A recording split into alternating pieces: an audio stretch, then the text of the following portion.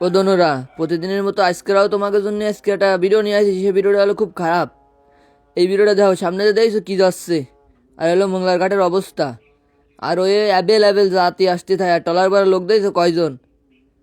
আর এই একটু ভাড়ায় দাও, তোমাকে দেখাচ্ছে কি বিষয়টা, না দেখলে মোটেও বুঝবা না।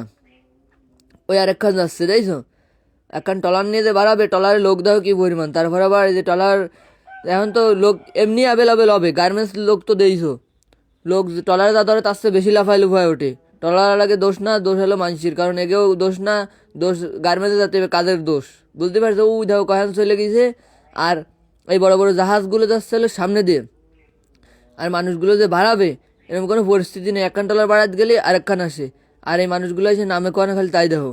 এই যে দেখছো গাটা এত ভরা যে মানুষ জুতা পাই দিয়ে ঠান্ডার সময় কাদার মধ্যে দিয়ে লাফায় লাফায় পরে উঠতেছে।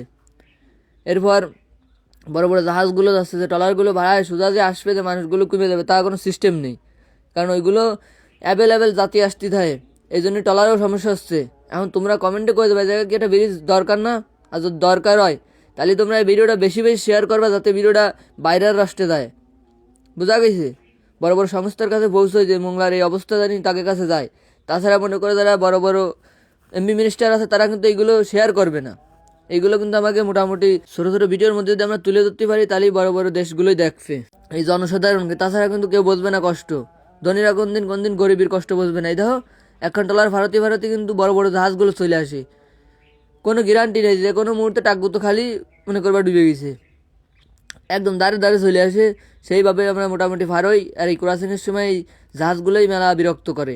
হাজার হাজার গার্মেন্টস শ্রমিক তো পার হই, তারপর আবার রুগী আসে সিরিয়ালে থাকে। তারা কিন্তু দুইজন একজন বাড়াতে পারে না, কেউ বসে থাকে, আরও অসুস্থ হয়, ঠিকমতো হাসপাতালে যেতে পারে না। তারপর যারা ব্যবসা করে, তারপর যারা এই মোংলাতে যারা অন্য অন্য শহর দিয়ে মানে শহরে চলে যায়, তারাও কিন্তু যেতে পারে না ঠিক টাইম মতো, কারণ এই ঘাটে এসে বিড়ি পড়ে। তারপর যারা বাগেরহাট কোর্ট কাছারিতে যায়, তাকেও কিন্তু টাইম লস হয়, ঠিকমতো টাইমে পৌঁছতে পারে না, শুধুমাত্র একটা ব্রিজ না থাকার কারণে। এই দেখো কি পরিমাণ জাহাজ খালি এনে বাড়ায়, একখানের পর একখান, একখানের পর একখান। তাহলে এনে টলার নিয়ে আমরা কি এর বাড়াবো? যারা প্রতিদিন এই ঘাটটা পারাপার করো তারাই বোঝো যে এই কষ্টটা কি, তাছাড়া কিন্তু কেউ বুঝবে না। সবাই ভিডিওটা বেশি বেশি একটু শেয়ার করো। সবাই ধন্যবাদ।